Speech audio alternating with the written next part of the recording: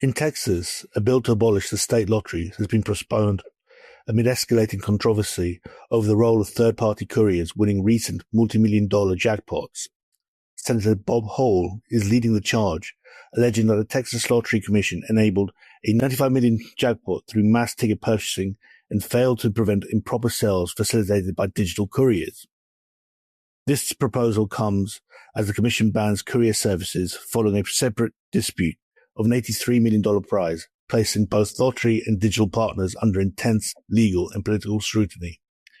I'm Ted Memware, and joining me today we have Tom Nightingale, senior journalist at SBC Americas. Tom, how are you doing? Yeah, very well, thanks, Ted. And our own Sheriff of Nottingham, Ted Orme-Clay, editor of SBC News. Ted, how are you doing? I'm very well, thank you, Ted. Thank you very much for that new nickname. Like I said, I'm surprised it's taken us 4 years to someone to roll that one out, so fair play to you. I'd like to hear more of that going forward. I actually do know that it has nothing to do with Texas. It's to do with Robin Hood. I just like to make that clear to the audience. But okay, let's get straight into it. So, all things Texas. Guys, can you summarize this kind of conflict with the Texas Lottery and its commission? How have they found themselves at the center of this storm? Ted, take us out. Well, so a lot of this goes back to, it's quite a long-ranging dispute, saga, drama, whatever you want to call it. I guess it's got all elements of all of that involved. Going back to 2023, as you said in the introduction, there was quite a widely publicized incident in 2023 in which I think $25 million was spent to purchase the vast majority of winning combinations in a massive jackpot draw. As a result of that, the people who orchestrated this were able to claim a $95 million or win a $95 million jackpot. There was a huge amount of controversy about this regarding the integrity of the Texas lottery system, particularly around the ability of people to put in bulk order purchases like this for lottery tickets. So that's really what started a lot of the conversation, I think, way back in 2023. A more recent development saw someone in February win a $83.5 million jackpot, I think it was, via a ticket they'd purchased via one of these lottery courier apps that it turned out was purchased at a retailer owned by said courier, which has then just added even more fuel to the fire around this debate around the integrity of the Texas lottery system, and increasingly the role couriers are playing in this. As well as, I mean, obviously there's going to have been an impact of this felt outside Texas and a lot of other states as well, because lottery couriers are quite a nationwide phenomenon in the US. They're very unusual in like a European context, certainly, you know, from what we're used to in the UK with how people interact with the lottery here. This is obviously because in America, most state lotteries don't have an online ticket purchasing sort of system like the National Lottery in the UK does, for example. Lottery couriers kind of fill that gap to a certain extent. That's how I've viewed it anyway. Okay, so before we kind of crack one of the story, I'm going to take it to Tom. And look, this is a story that seems to kind of grab headlines in North America, and it seems to have struck kind of a political nerve. Can you take us through what's going on the ground in terms of reporting stateside? I mean, yeah, they say, don't they, that everything's bigger in Texas, and it certainly seems to apply to a lottery-related drama at the moment. But it's, yeah, I mean, the thing is about the Texas, you know, there's a lot of play here, I think. First of all, like, let's not overlook the fact that Texas is a bit of a funny state when it comes to gambling. Like, they've had trouble, you know, we've talked about the idea of sports betting coming to Texas for years. And like the roadblocks just seem to be innumerable, really. On the lottery side of things, you know, if you look, I was, you know, reading over the last couple of days, obviously, as this situation develops, like in local state media, Dallas News and various places, like you're seeing all these articles now that are going back and recounting, to Ted's point, this is a long running story. I was reading something last night about how, you know, allegations of corruption around the Texas lottery date back to like the late 1990s, early noughties. And so obviously now that you have these two, to Ted's point, like these two jackpot wins come up, and you throw in the wider issue of lottery couriers, and you throw in the wider issue of Texas's somewhat stuck in the mud attitude towards online gambling expansion. I mean, they don't, Texas, if they had it their way, you would only be able to buy lottery tickets, in person from retailers. But now they're starting to vet retailers because some retailers have really close ties with lottery couriers. So it's a bit of a show, let's put it that way at the moment, I think, really. And it's that microcosm, right? Like, this is all happening in Texas, but certainly the lottery couriers issue is not, it's not the Lone Star State alone. Okay, so a lot of hype, but how seriously should we take Senator Bob Hall's proposal to abolish the lottery and his commission? And is this just political theatre, Tom? I mean, isn't it always a bit of both? There's always a bit of a political theatre going on, I think. And it's interesting because since we started talking about doing this podcast this week, Senator Bob Hall has filed another bill. In addition to the one that he filed last week to abolish the lottery, he's now filed another one that pulls back a little bit and says, actually, maybe let's not abolish the lottery. If that is sort of too big a pill for the Texas legislature to swallow, then maybe somewhat of a compromise is that we abolish the lottery commission, you keep lottery games, and you move the oversight to the Department of Licensing and Regulation. But he did say in that bill as well, when he filed it, that ideally he would make amendments down the line that impose harsher punishments than he's outlined in this bill. So it's clear that certainly this particular senator, if he had it his way, the lottery would be gone. But I also have to say he's not alone. I've seen other lawmakers quoted in Texas media saying that essentially, I think the crux of the argument has become that, like, is this worth it to us? Like, is that, given the allegations of corruption, the fact that the Courier's debate is now, it's not going away, is it? I think they're coming to that point of, is it worth carrying on, or do we just sort of let this die? There's also the point of the Lottery Commission is under a scheduled review right now anyway, as all Texas state agencies have to go through. So there has to be a sort of decision made to allow the lottery to carry on.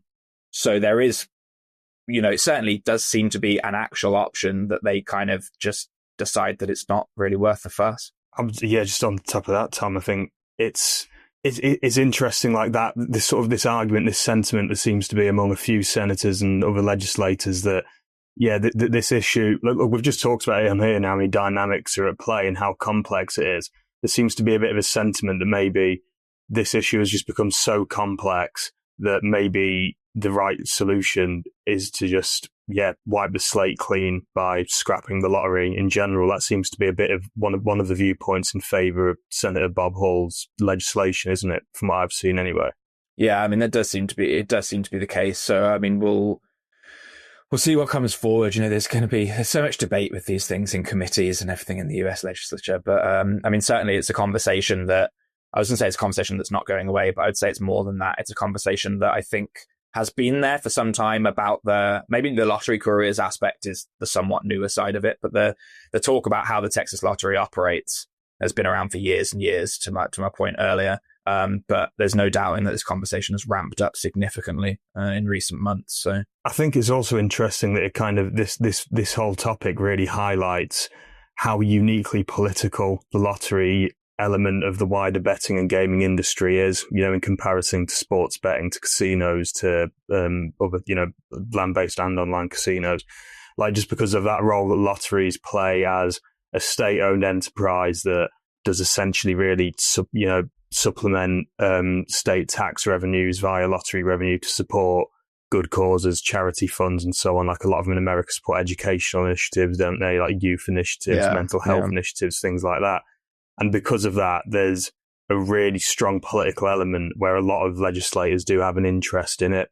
I think that's very interesting, particularly in the US. Yeah. I mean, one of the things I'm going to question you guys about is kind of your interpretation. So, Tom, you're coming at it from, a solid US journalist, a guy who's really covered that ground on lotteries, versus Ted, your vision and your view coming from it from a European standpoint. And where do you kind of think like the distinctions are there? Because what is fundamentally different between a US lottery versus a European lottery?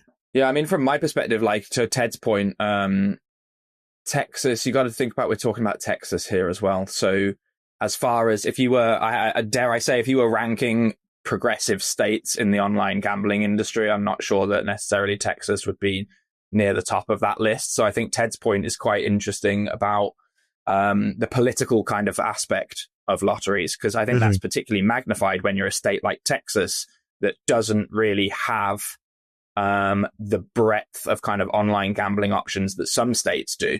In terms of online casino, online sports betting, all these different options. So I think when you have the lottery that is so sort of intertwined with government and politics, I think it can be quite hard in situations like this to sort of relinquish any control. Because to me, as from the out, again, I know that I cover the US, but like from the outside looking in at Texas, I think I used the term stuck in the mud earlier in this pod, which maybe is a tad harsh in some regards, but on the lottery couriers piece of it, like at what point do you sort of look at it and say get with the times? Like lottery couriers they are spreading quite significantly. You look at DraftKings' decision to invest $750 million in one particular lottery courier as a real sign of the potential I think that there are in these, that the operators and other industry stakeholders see in these products.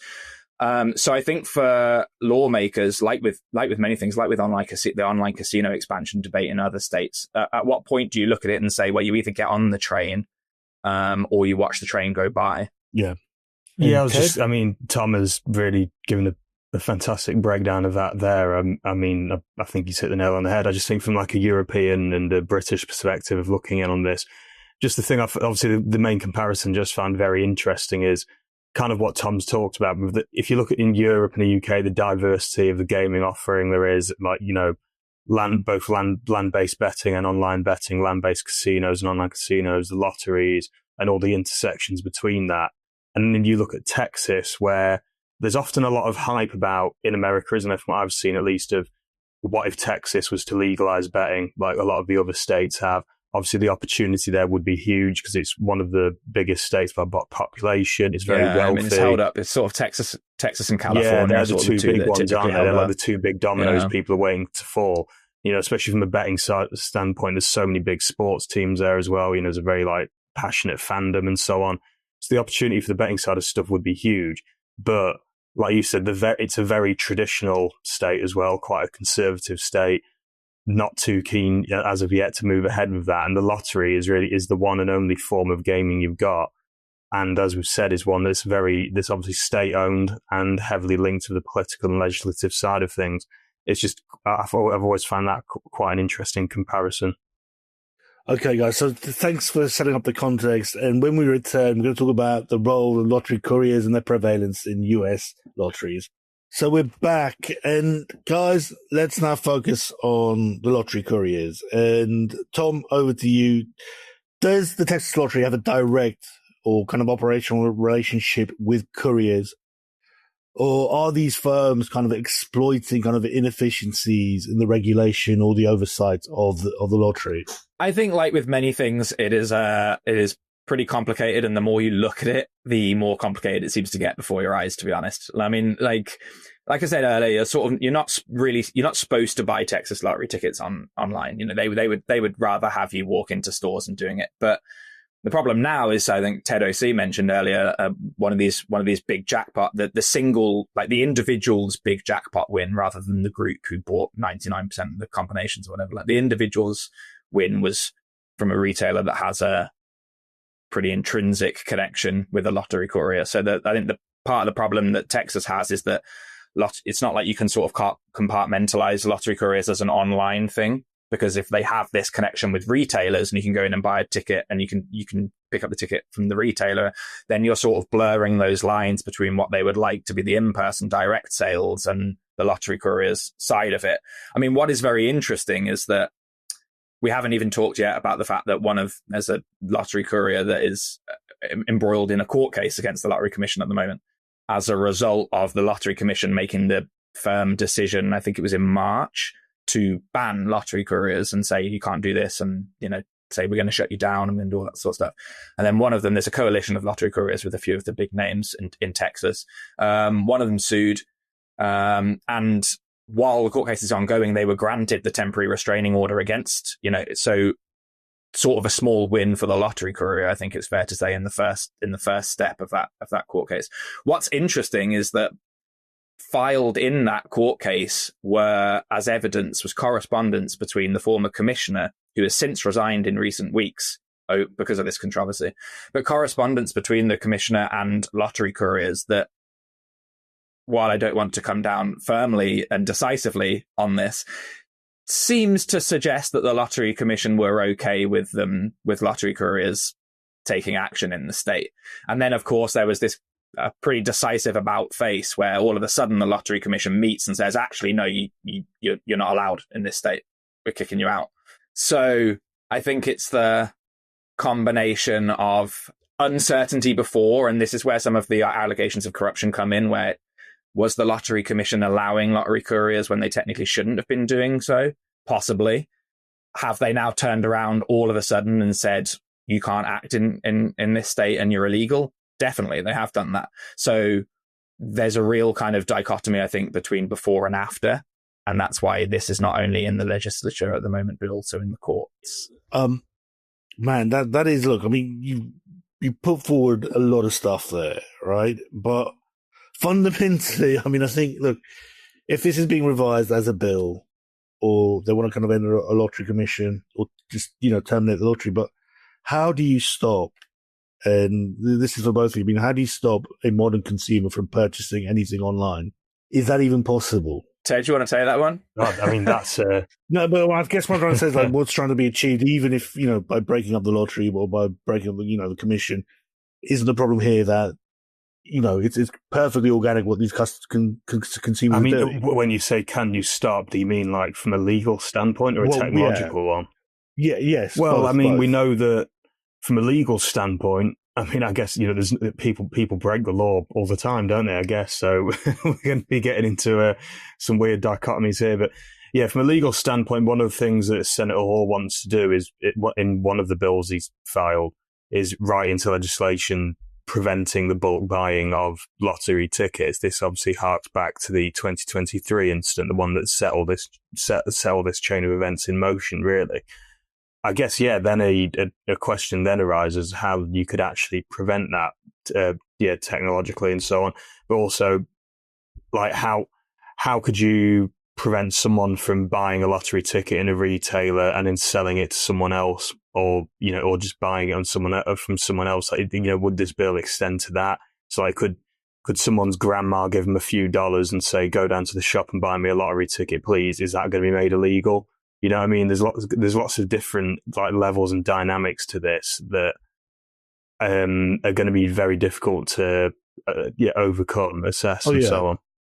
Yeah, you forget, lottery is a communal product. There are syndicates. There are people that can buy it, via churches, via organizations, which kind of leads me on to my next question, is that the language in the bill, or the language that's being used to kind of accuse the lottery couriers and the failures of the Texas Lotto. I mean, Senator Hall's kind of accused them of being enabling organized crime through kind of deliberate changes. Is there any evidence of that, or is that just an exaggeration, Tom? I mean, it's certainly a buzz. It's certainly a buzz term, isn't it? Organized crime. But to sort of my point earlier, what I was referencing earlier there, allegations of corruption in the Texas lottery are not new. The lottery couriers and the increasingly digital aspect of it is what's sort of driving it forward, I guess. But my understanding is that under various executive directors and commissioners, there have been investigations and allegations into this lottery's conduct. So while I don't know decisively the sort of full blow-by-blow history, what I will say is clearly certain lawmakers think that there is no smoke without fire, whether there is or not. And I think the fact that there's been so much scrutiny on the Lottery Commission in the past, it's that sort of I guess it's sort of almost once bitten, twice shy. It's like once you feel you've had reason to investigate the Lottery Commission in the past, and there has been sort of a cloud over its name, then when stuff like this comes up, the spotlight burns, more brightly than it necessarily would were this sort of the first alleged incident of wrongdoing. Kaya, do you believe that this case or this event is transformative for lotteries in the US?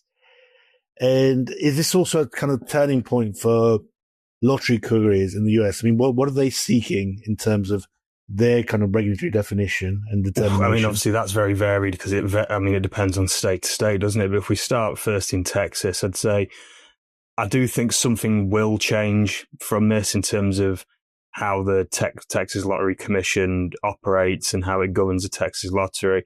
What we don't really know right now, and what could, anything could happen in terms of the extent of how it changes. We could, depending on which bill we get, because I think there's at least there's two or three, like we said earlier, revolving around this are currently being debated in either the Senate or the House of Representatives. And at the most extreme end, you've got the one that wants to abolish the Texas Lottery Commission completely. And then at a more minor end, you've got ones that want to just sort of better police retail operations and try and curb like bulk buying of tickets and things like that. So I think something will inevitably go through. It looks like the Texas government, I think the Lieutenant Governor of Texas as well, is kind of sympathetic to some of these arguments from some of the statements I've seen. So, something will change. And then, like I said earlier, there are some wider cross-state implications. I think this has contributed to legislators and policymakers in other states taking a closer look at couriers. There's currently a bill, I don't think it's been signed by the governor of Indiana yet, but it has been passed by the legislature and is on the governor's desk, which could ban couriers in that state, which I think that, correct if I'm wrong here, Tom, I may have forgotten my states, I think is Wisconsin and Virginia are currently two states that have banned couriers completely. Indiana could join them should the governor sign this bill. There's a there's a bill in Connecticut as well. There is. That sort of sweeps like lottery couriers and then not like online sweepstakes casinos, which we're only on one podcast. So I think that was a bill to ban sweepstakes that they added the couriers in on it to, I think, wasn't it? But, yeah. So I mean, it's certainly indicative to all, everything we've talked about, that this is, while Texas is where the spotlight is shining the brightest, perhaps at the moment, like this is an issue that is only going to get more discussion across the US, I think. And it's that, like, for me, it comes back to that thing as well, like similar to online casino, where there's only 7 states with, we've seen other states trying to introduce legislation to legalize online casino. Like, at what point do you say this stuff is happening? We need to regulate it and bring it under oversight, rather than, it's that argument. Do you regulate, or do you try to outlaw, or do you turn a blind eye? Those are basically the 3 options, right? So it's a conversation that I expect to see more of, particularly given that, I can think of 4, maybe 5 prominent lottery courier companies off the top of my head who have all grown in prominence in one way or another over the last few months. Like, it's not this, you've got to look at the trajectory. In terms of what the couriers wanted, or what sort of role this seems to be playing in this, I'd imagine most, if not all of them, are probably more welcoming of some sort of regulation at the state level, because a regulation, it's better than a ban, isn't it? It's going to if that sets you in stone. That's what the regulation is almost saying. These guys are here; they play a role in this system. It's almost preventative to a ban, I think, and kind of it almost endorses your role. So I think most would welcome that. And there's some of them that are also looking at operations outside the US as well. I think it was Lottery.com earlier this year said that they're eyeing up some potential markets in Europe and Asia. I mean, they haven't said which ones they are, but there's other prospects for some of these companies as well.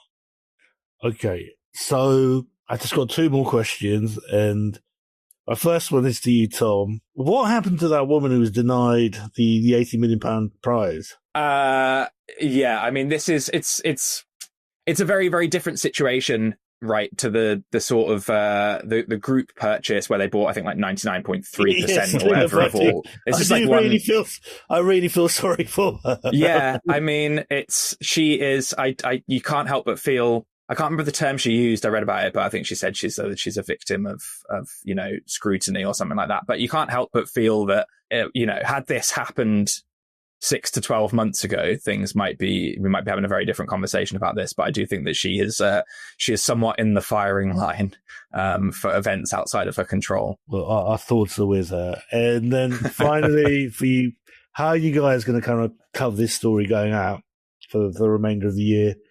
Ted, I'll come to you.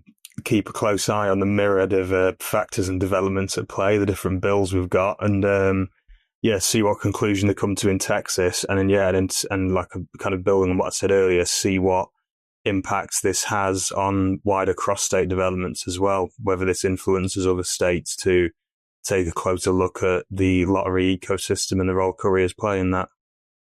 Tom, sign us off. And I mean, if you're a regular reader of SBC Americas, you'll know that we love tracking a lawsuit or two. So I think how the lawsuit against the commission from one of the couriers plays out down the line, I think is going to be pretty important here, in the same way that you could say that about other gaming verticals and products in the US at the moment. The US, somebody once referred to it as the most litigious place on earth, and that stuck with me because there's always a lawsuit or two. Okay, well, thank you, Tom, and to more litigation in the US, and thanks to our listeners. It's been the iGaming Daily.